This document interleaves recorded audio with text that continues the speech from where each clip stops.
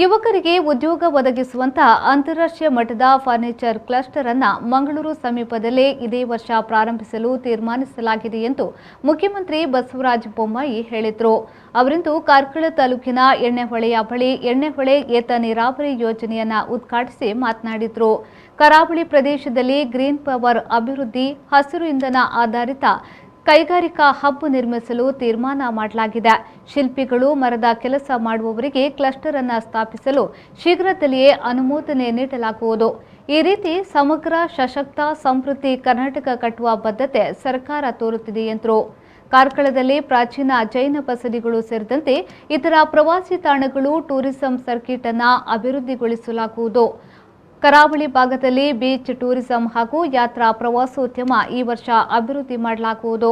ಉದ್ಯೋಗ ಹೆಚ್ಚಳ, ಕೈಗಾರಿಕಾ ಹೆಚ್ಚಳಕ್ಕೆ ಒತ್ತು ನೀಡಲಾಗಿದ್ದು, ಕಾರ್ಕಳದಲ್ಲಿ ಟೆಕ್ಸ್ಟೈಲ್ ಪಾರ್ಕ್ ಅನ್ನು ನಿರ್ಮಿಸಲಾಗುವುದೆಂದು ಸಿಎಂ ಬಸವರಾಜ ಬೊಮ್ಮಾಯಿ ಹೇಳಿದರು.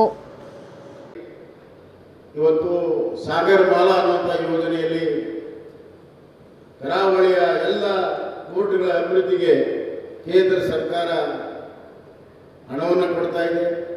ನಾವು ಸುಮಾರು 24 ಯೋಜನೆಗಳಿಗೆ 2,400 ಕೋಟಿ ರೂಪಾಯಿಯ ಪ್ರಸ್ತಾವನೆಯನ್ನು ಈಗಾಗಲೇ ಕೇಂದ್ರ ಕಳಿಸಿದೆ. ಅದೆಲ್ಲ ಬಂದರೆ ಈ ಭಾಗದ ದೊಡ್ಡ ಪ್ರಮಾಣದ ಅಭಿವೃದ್ಧಿ ನಾವು ಮಾಡೋಕ್ಕೆ ಸಾಧ್ಯ ಇದೆ. ಈ ಭಾಗದಲ್ಲಿ ಹಲವಾರು ಸಮಸ್ಯೆಗಳಿವೆ. ಅದರಲ್ಲಿ ಡೀಮ್ಡ್ ಫಾರೆಸ್ಟ್ ಸಮಸ್ಯೆ.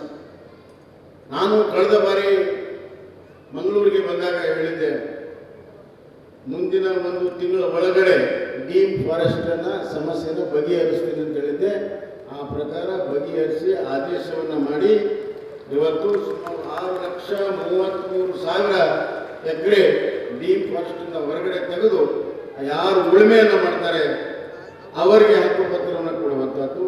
ಡೀಮ್ ಫಾರೆಸ್ಟಲ್ಲಿ ಯಾರು ಮನೆಗಳನ್ನು ಕಟ್ಟಿದ್ದಾರೆ, ಪ್ಲಾಟ್ಗಳನ್ನು ಮಾಡಿದ್ದಾರೆ ಅವರಿಗೆ ಹಕ್ಕುಪತ್ರವನ್ನು ಕೊಡುವಂಥ ಬಹಳ ವರ್ಷದ 30-40 ವರ್ಷದಿಂದ ಆ ಭೂಮಿಯಲ್ಲಿದ್ದರೂ ಕೂಡ ಭೂಮಿ ಅವ್ರದ್ದಾಗಿರಲಿಲ್ಲ. ಅಂಥವ್ರಿಗೆ ಹಕ್ಕನ್ನು ಕೊಡುವಂಥ ಕೆಲಸ ಇವತ್ತು ನಮ್ಮ ಸರ್ಕಾರ